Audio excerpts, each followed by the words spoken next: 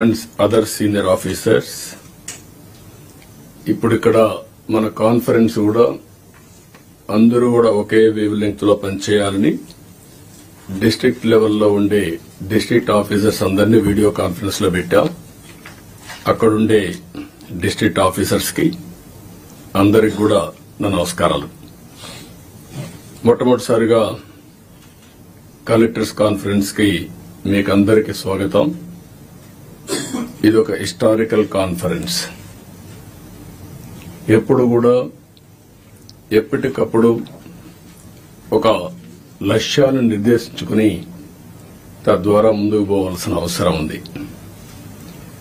నేను ఈరోజు కొత్తగా ఈ కాన్ఫరెన్స్లు పెట్టడం లేదు.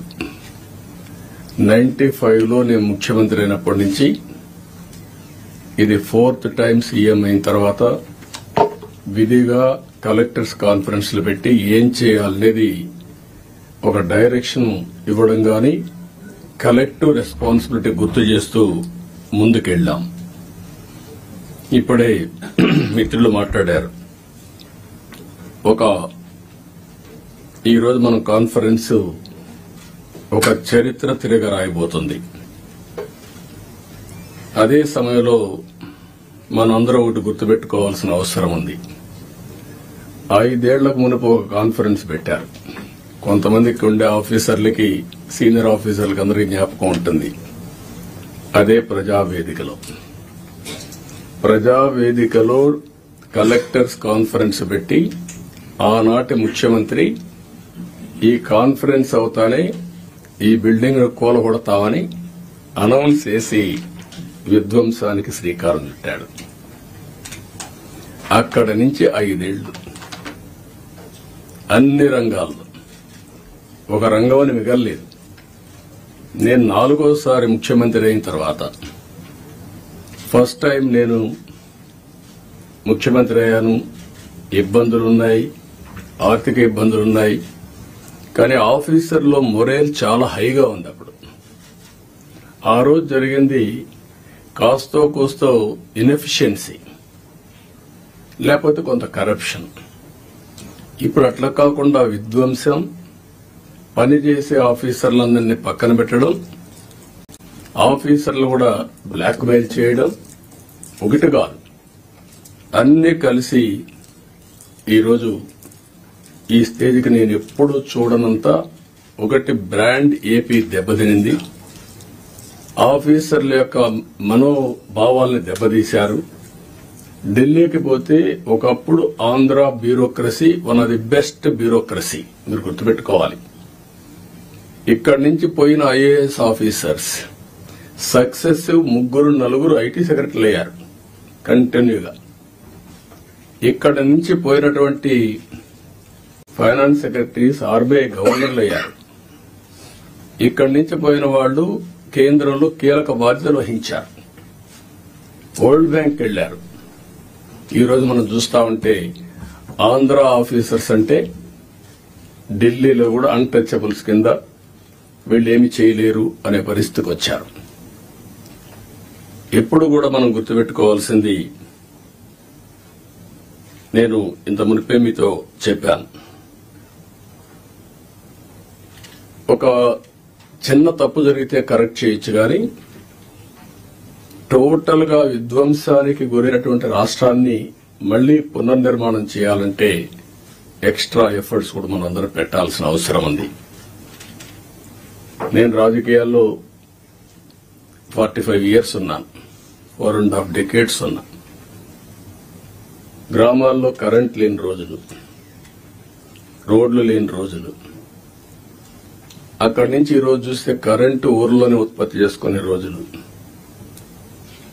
కార్లు, ఆటోమేటిక్ కార్లు వచ్చేసి డ్రైవర్లెస్ కార్లు వచ్చే పరిస్థితికి వచ్చింది. అంటే మన కళ్ల ముందరనే ఇప్పుడు మన వాళ్ళు మనం చేసిన ఇక్కడ ఇంకొక విషయం కూడా మీరు గుర్తుపెట్టుకోవాల్సిన అవసరం ఉంది.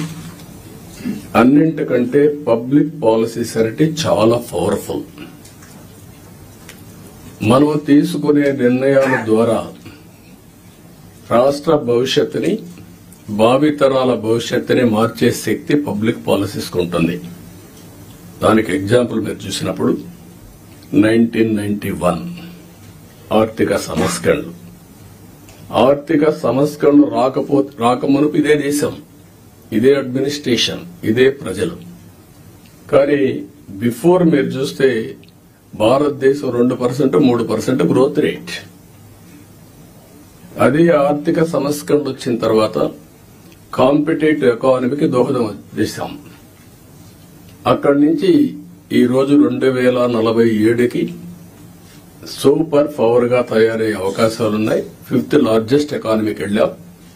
బై 2029 3వ లార్జెస్ట్ ఎకానమీకి రీచ్ అవుతాం. నా లెక్క ప్రకారం అయితే గట్టిగా పనిచేస్తే అందరం డెడికేషన్ తో పోతే 2047కి ప్రపంచంలో నెంబర్ 1 ఎకానమీగా ఉంటాం. లేకపోతే బై డిఫాల్ట్ 3rd లో ఉంటాం. కష్టపడితే కొద్దిగా 2ndకు వస్తాం. నేను ఎందుకు ఈ విషయం చెప్పానంటే ఆర్థిక సంస్కరణలు వచ్చిన తర్వాత first mover advantage technology adopt చేసుకున్నాం మనం ఇండియన్స్. మనకు ఒక హిస్టారికల్ అడ్వాంటేజెస్ కూడా ఉన్నాయి, ఓసారి మిస్ అవుతా ఉంటాం. ఆ హిస్టారికల్ అడ్వాంటేజ్ మీరు అందరూ చూసినప్పుడు మనం మ్యాథమెటిక్స్ లో చాలా స్ట్రాంగ్, 0 కూడా మనమే కనిపెట్టాం. బ్రిటిష్ వాళ్ళు ఇంగ్లీష్ మనకు వదిలిపెట్టి వెళ్లారు. కోహినూర్ డైమండ్ కూడా తీసుకెళ్లారు, కానీ ఇంగ్లీష్ మాత్రం తీసుకుపోలేకపోయారు. మన జీవన శైలిలో భాగమైపోయింది ఇంగ్లీష్ అనేది. ఈ 2 డెడ్లీ కాంబినేషన్ ఇన్ఫర్మేషన్ టెక్నాలజీకి. దాన్ని అందిపుచ్చుకున్నాం రైట్ టైంలో. ఈరోజు హైదరాబాద్ నగరాన్ని మీరు నాలెడ్జ్ సిటీని మీరు చూస్తున్నారు. ఎప్పుడైతే ఇదే ఆఫీసర్లు ఇప్పుడు కొంతమంది ఇక్కడ కూడా ఉన్నారు, 1995లో ప్రారంభించాం. 9 ఏళ్లలో బెస్ట్ ఎకో సిస్టమ్ క్రియేట్ చేశాం. తర్వాత వచ్చిన పాలకులు ఎవరు కూడా విధ్వంసం చేయలేదు కాబట్టి ఇప్పటికి కూడా దాని ఫలితాలు ప్రజలు ఎంజాయ్ చేసే పరిస్థితికి వచ్చారు. అదే సమయంలో 3వది మీరు గుర్తుపెట్టుకోవాల్సింది యంగ్స్టర్స్ అనేది డెమోగ్రఫిక్ అడ్వాంటేజ్ ఇండియాకు వచ్చింది. ప్రపంచంలో ఉండే అన్ని దేశాల్లో డెమోగ్రఫిక్ డిసడ్వాంటేజ్, ఏజింగ్ ప్రాబ్లం వచ్చింది. దీంతో ఆంటర్ప్రెన్యూర్స్ గా తయారయ్యారు. ఈ రోజు ప్రౌడ్ గా నేను చెప్పగలుగుతున్నాను, ప్రపంచం మొత్తం హైయెస్ట్ పర్ క్యాపిటా ఇన్కమ్ సంపాదించే వాళ్ళు ఇండియన్స్, అందులో 33% తెలుగు వాళ్ళు. అంటే ఒక ప్రభుత్వం యొక్క విధానం, ఆ రోజు మనం తీసుకున్న పబ్లిక్ పాలసీ 25 ఏళ్లలో మనం ఊహించని పరిణామాలు, ఊహించని ప్రగతిని మనం సృష్టించే పరిస్థితికి వచ్చాం. ఇవన్నీ గతంలో చేసిన పనులు ఎందుకు గుర్తు చేస్తున్నానంటే ఈ రోజు మీరు చేయబోయే పని భవిష్యత్తులో ఒక చరిత్ర సృష్టించే పరిస్థితి వస్తుంది. ఇప్పుడే మిత్రులు చెప్పినట్టు మేము ఈ 5 ఏళ్లలో ఒకరిద్దరుగా అందరం సఫర్ అయ్యాం. ఎన్ని విధాల సఫర్ కావాలో అన్ని విధాల సఫర్ అయ్యాం. అయితే మా కమిట్మెంట్ మాత్రం ఎట్టి పరిస్థితుల్లో ఏమీ చేయలేరని నిరూపించుకున్నాం. అందుకే ఈసారి ప్రజలు మీరు చూస్తే ఒక హిస్టారికల్ మ్యాండేట్ ఇచ్చారు. నేను చాలా సంవత్సరాలుగా రాజకీయాల్లో ఉన్నాను, కానీ తెలుగుదేశం